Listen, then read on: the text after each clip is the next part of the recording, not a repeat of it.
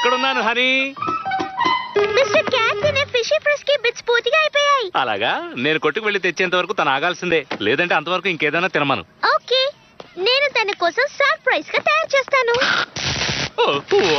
అమ్మో, ఇది ఘోరమైన స్టాటిక్ ఎలక్ట్రిసిటీ.